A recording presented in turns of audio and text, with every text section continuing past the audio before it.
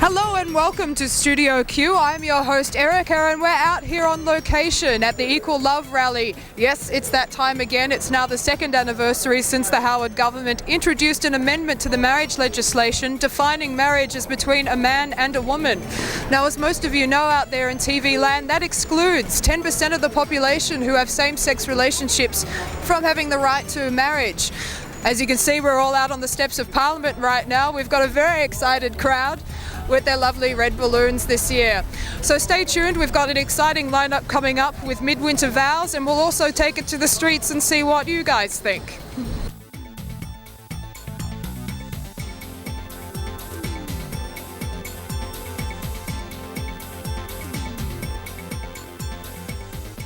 Standing up for our love rights will lead to a better, fairer and stronger state and country. Hear, hear!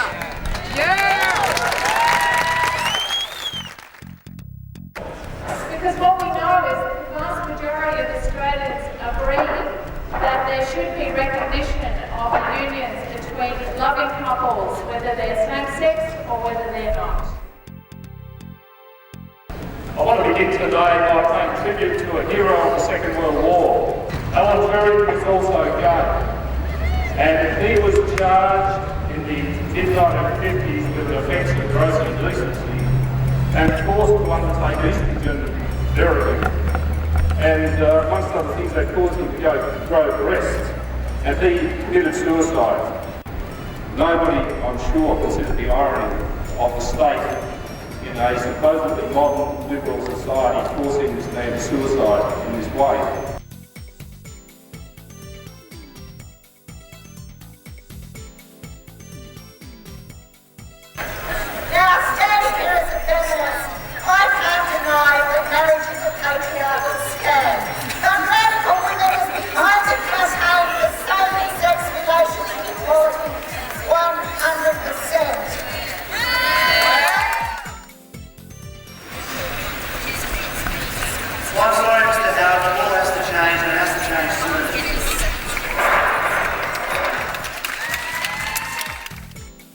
It's time to take ourselves seriously, to love ourselves maturely, to be equal before the law.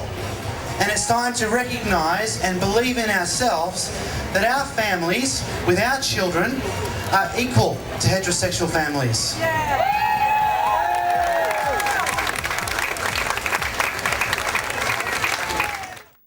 Please repeat after me. I love you with all my heart. I promise to be there for you. In good times and in bad. You are my best friend. We are delighted to now pronounce you partners in life and interests as one. Please celebrate with a kiss.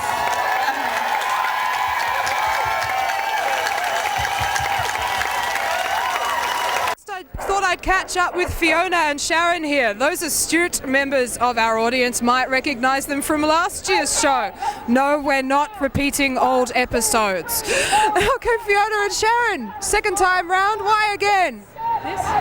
Well, in November 2004, we had a commitment ceremony in front of our family and friends, and then last year we decided that we'd do it publicly and wear the same jackets that we had our ceremony in, and decided really this morning, we said let's keep sort of doing this every year until it's legal.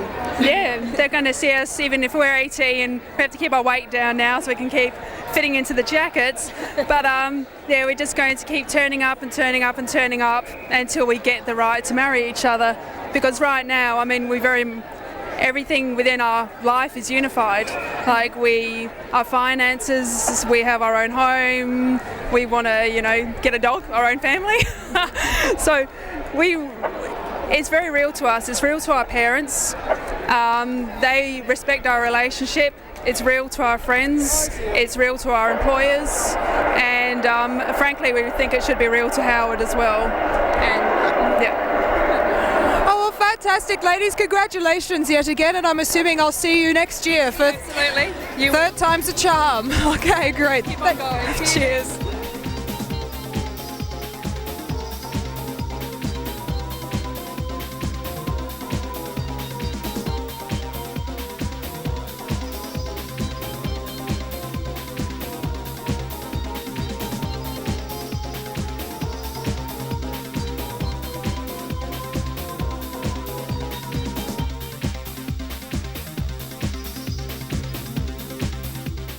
I'm here with Alison Thorne from Radical Women. Alison gave an impassioned speech on the steps of democracy here in Victoria.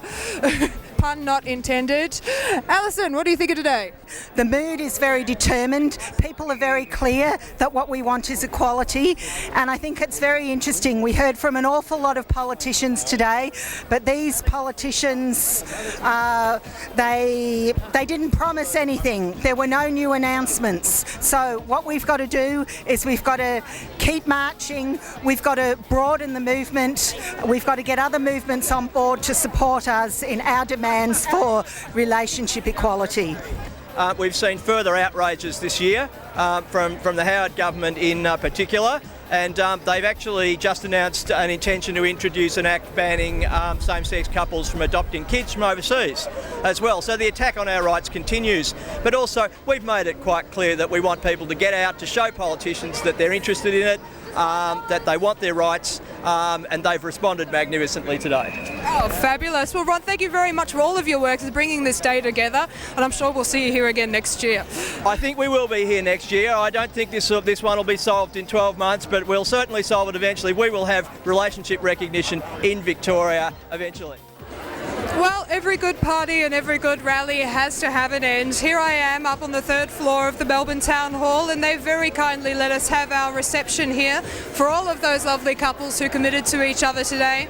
It's another year, another rally, another campaign, another step in the fight. I also belong to a very elite group of people. I'm a mother of a gay son. I'm heterosexual, I'm afraid.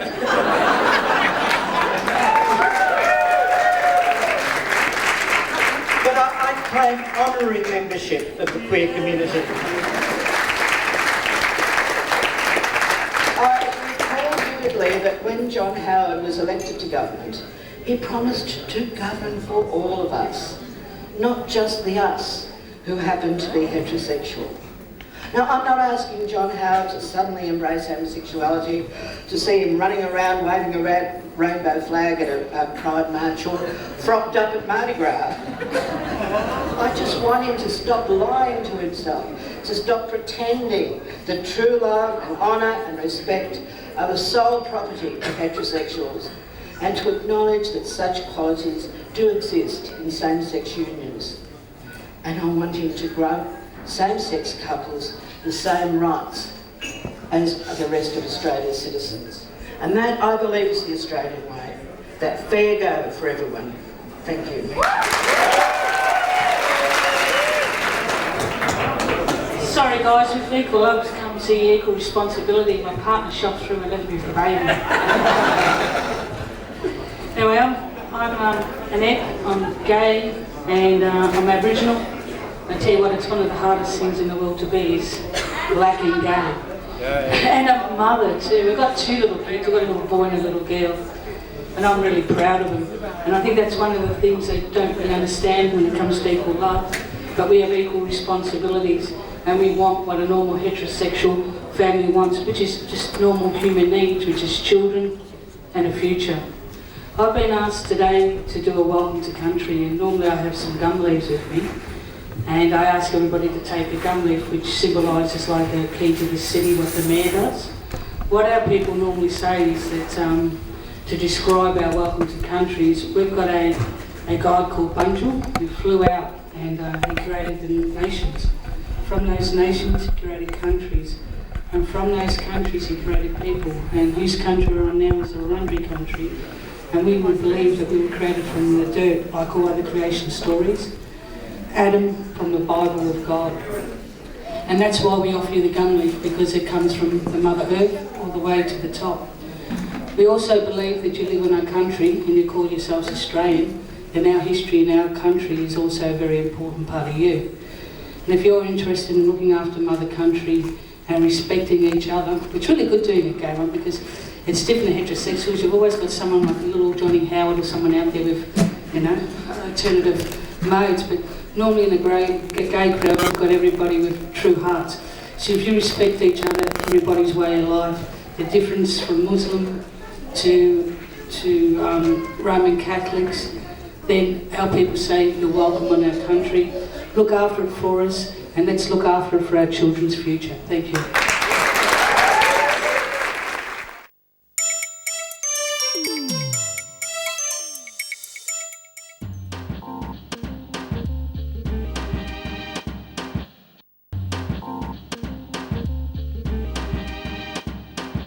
Hello and welcome back to Q Focus. I'm Mark, and joining me, Pete Dillon and Doug Pollard. Tonight we're going to be talking about the National Day of Action, and if you'd like to kick off, Pete? Yeah, sure. We actually saw Andrew Alexander basically unveil his civil unions bill. Very interesting piece of legislation, or a private member's bill that he's going to put to the Victorian Parliament, more than likely after the November 7 election rather than before. But I think it's opened up a lot of discussion within the community, and you know, Warren Entsch is doing something in North Queensland at a federal level as a Liberal member, Nicola Roxon and an anti-discrimination audit, and so it goes. And I think that it's very, very timely on the back of that National Day of Action, Doug. But they are very different things. They're very different beasts, these. Alexander's bill is closely based on the ACT legislation that was knocked down. He's gone broader. A little broader. He's opened it up to heterosexual couples as well as gay couples. I just add, the ACT bill was only concerned with gay couples? That was only concerned with same-sex civil union bill. Same-sex civil union, specifically for that. Alexander's bill broadens it out and says, okay, we'll open up, as he put it when he gave his briefing at Parliament beforehand, he said, we will make it, their legislation is discriminatory, so ours will not be. So this will be open to any couple regardless of gender. Yep. But Entsch goes slightly further than that, because he looks at the whole thing of interdependency, which is a much wider category.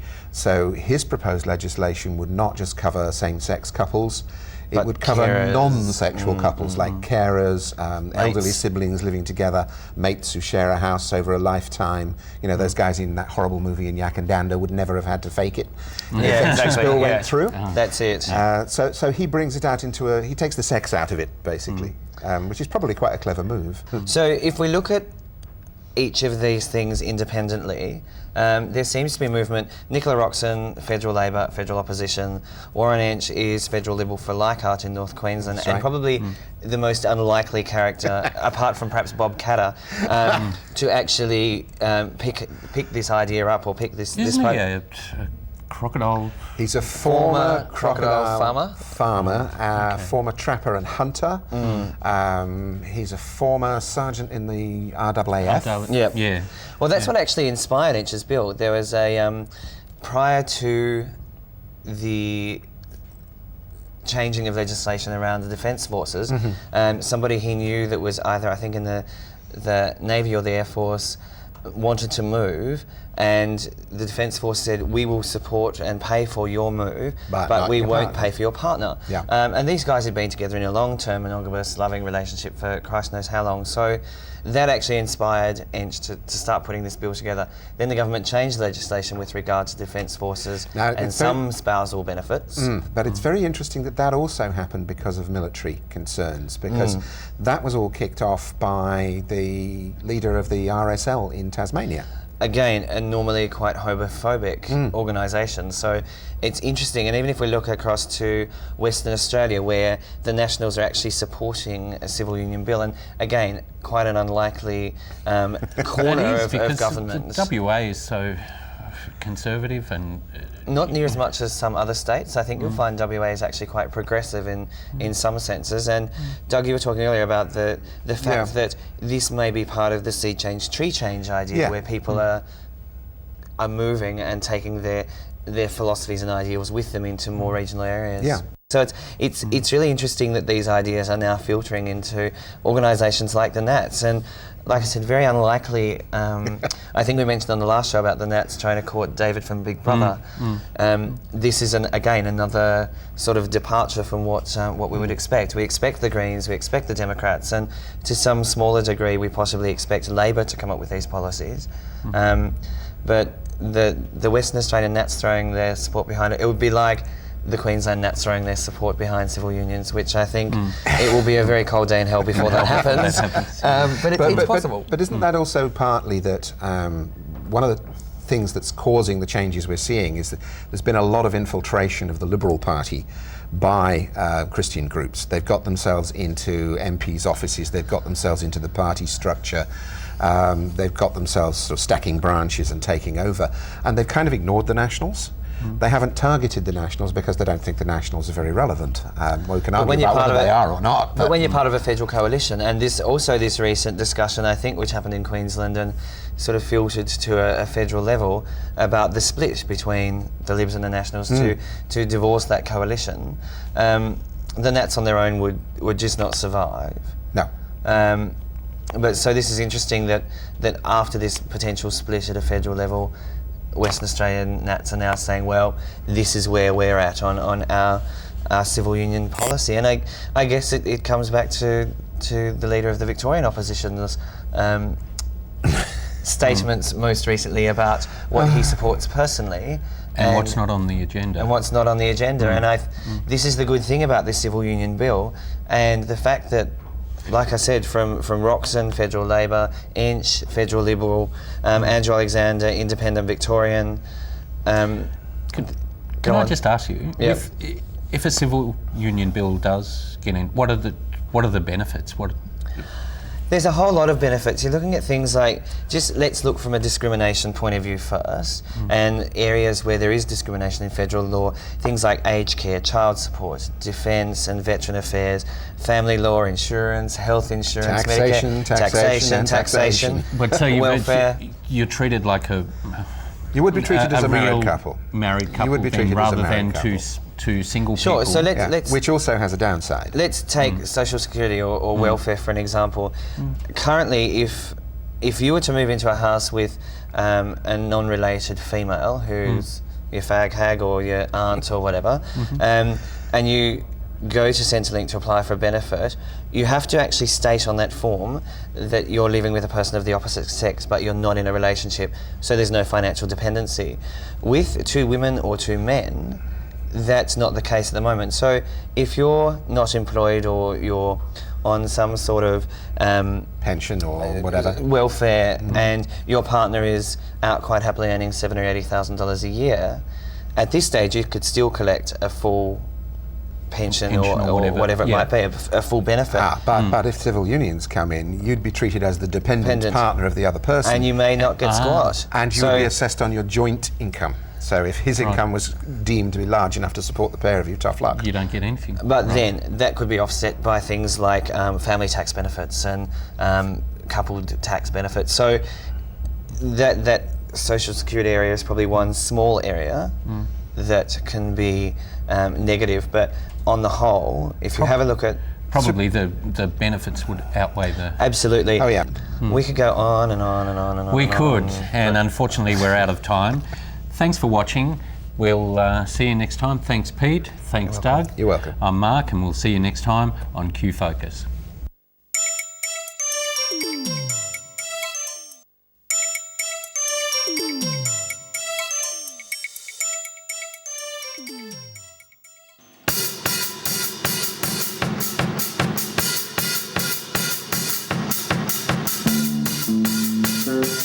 Oh.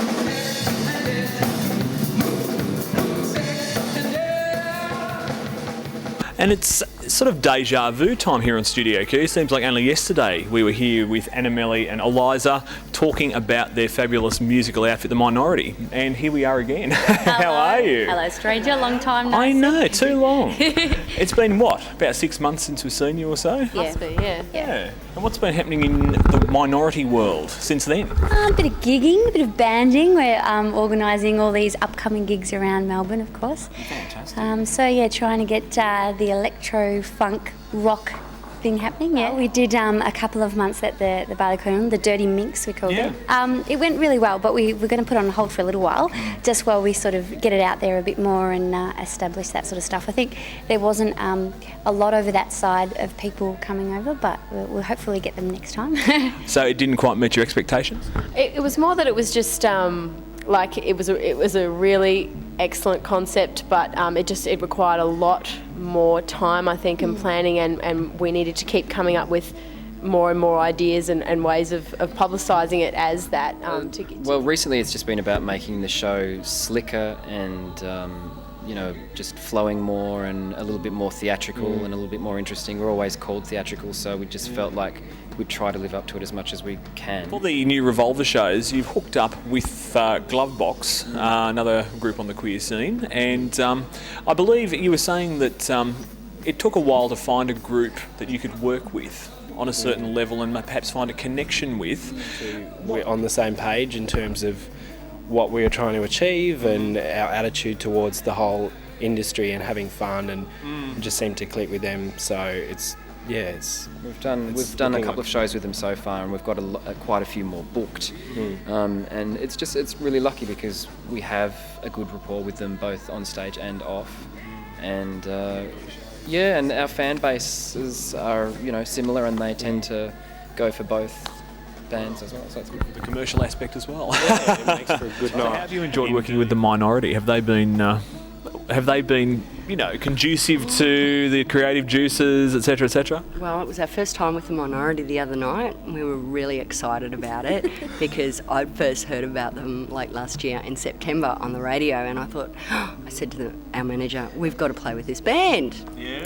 So then we came back, and all of a sudden we were on MySpace. Have you been to MySpace? I know what MySpace is. MySpace.com, Glovebox Australia, just doing a plug there. And yes, and so I went there and I went searching and I went, wow, the Minority's here. And that's where it started. So then we played with them last week and it was fantastic. They're awesome. Right. Now, Eliza, this beautiful device here, is it true that musicians, they really regard these things as their baby, as it were? I wish I did. I'm actually not really very nice to it at all. It's got a lovely coat. Well, yeah, it's like a black it's not too bad. It's got a few smudge marks on it. But yeah, no, I mean, I do love it. But yeah, no, I don't treat it all that well. But it's been very, very good to me. And what sort of a beast is it? Just an Ibanez 4-string bass. Nothing out of the ordinary, really. It's my first bass. So and I really I've only been playing for about 18 months. So so I'm still learning, even about the instrument itself. But okay, so it looks cool. It does look cool, and let's face it, in our world, that's 90% of the battle. That's it. Bring that out, whack a backing track on, and you're set. So we'll see you with your Ibanez. When's the next gig? The Dirty Big Revolver, the 31st, ourselves, the Minority and Glovebox. Yep. We're having a big night there, so Thursday, 31st of August? Yes, the 31st of August. That is very Thursday week. Yes. It is. 7 days from now. Revolver, what time? 9 o'clock. 9 o'clock. Yeah, so please come down. It will be a really fantastic night. Some 2 good bands, so we're going to rock. We're going to electro funk it up. Please do. Melbourne, the queer capital and the rock capital of Oz, probably the world, let's face it, same thing. Get along and support your local talent, okay? The Minority and Glovebox. My dears, it's been fabulous. Lovely. Thank you as always. No worries.